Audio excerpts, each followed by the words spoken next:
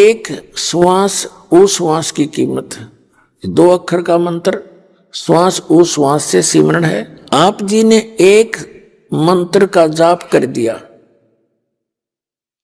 सुरत नृत मन और पवन, इन चारों पदार्थों को इकट्ठा करके, जैसे पवन युक्त श्वास है और मन और सुरत और नृत कि क्या बोल रहा हूं मैं कौन सा मंत्र जाप कर रहा हूं श्वास से बाहर छोड़ते समय, और कौन सा अंदर ले रहा हूं श्वास लेते समय। तो ऐसे किया हुआ आपका एक श्वास का मंत्र ये कंप्लीट मंत्र हो गया। इसकी ये एक लाल बन गया आपका एक श्वास की, या कीमत बन गई अलग से। और मंत्र आप वैसे ध्यान कहीं और है और श्वास ले रहे हो तो वैसे खाली ले रहे हो, उसका कोई यूज नहीं।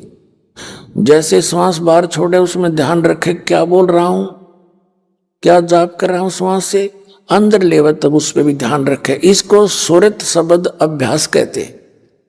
शब्द यो मंत्र है, सुरत हमारी ये आत्मा की आंख है, ये इसके साथ लगानी है, मन भी सुरत भी नृत भी। तो ये एक कंप्लीट मंत्र हो गया। और ऐसे ऐसे आपने परमात्मा ने कहा कि श्वास उश्वास में नाम जपो, व्यर्था श्वास मत खो, ना जाने इस श्वास को आवण हो कि न हो। परमात्मा ने यहां तक कहा है कि श्वास उश्वास में नाम जपो और व्यर्था सांस मत खो, ना बेरा इस सांस का फिर आवण हो गना। तो कहने का भाव यह, वैसे तो मालिक ने कहा कि जितने सांस से उतने नाम जपे, फिर भी मालिक को पता है कि यहाँ ये काल ने कितना फंसा रखा है, ये इतना दयालु है मालिक। इन्होंने इसलिए इसकी कीमत इतनी रखी है कि सारे दिन में आप 1000 जाप भी कर लोगे तो भी आपका बेड़ा पार हो जाएगा। और 1000 में कम से कम 500 मंत्र का भी जाप आप डेली कर लोगे श्वास उश्वास से, और कति सुरत नृत से जो चाक है, नो नहीं बस फॉर्मेलिटी करनी है, तो भी आपका मोक्ष निश्चित है, ये सत्कर्मान।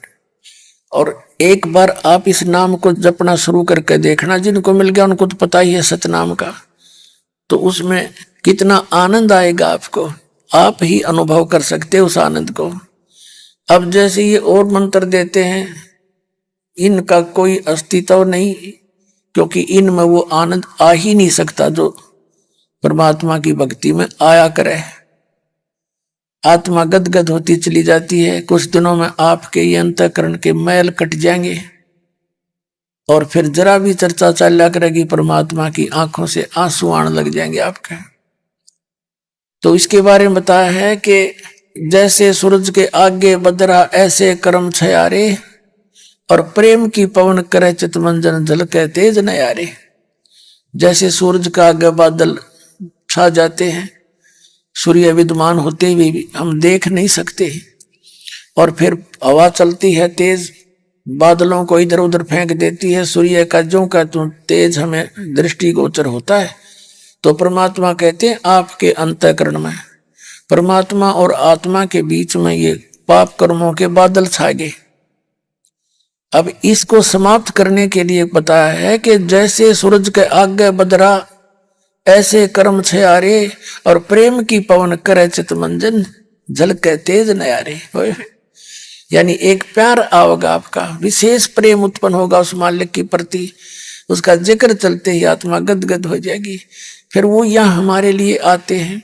यहाँ परमात्मा कहते हैं अवगत से चल आया, मेरा कोई भेद मर्म नहीं पाया। मात पिता मेरे नाही, ना मेरे घरदासी, और मैं एक जुलाहे का सुत आन कहाया, जगत करे मेरी आसी। परमात्मा कहते हैं ना मेरा मात पिता, मेरा जन्म नहीं हुआ, ना मेरा जन्म ना गर्भ बसेरा, मन बालक बन दिखलाया, और काशी शहर जल में डेरा, तहां जुलाए न पाया। मात पिता मेरे नाही, ना मेरे घरदासी, मेरा पत्नी भी नहीं थी, परमात्मा कहते हैं। और मैं दानक का पुत्र आन कहाया, यो जगत करे मेरी आसी। किस लिए? हमारे लिए। आप उसके बच्चे हो, आप यहाँ इतने कष्ट पा रहे और परमात्मा आपके लिए भटक रहा है। कबीर साहब कहते हैं मैं रोवत हूँ सृष्टि को, और सृष्टि रोवे मोहे, गरीबदास मारे वियोग को ये समझ नहीं सकता कोई।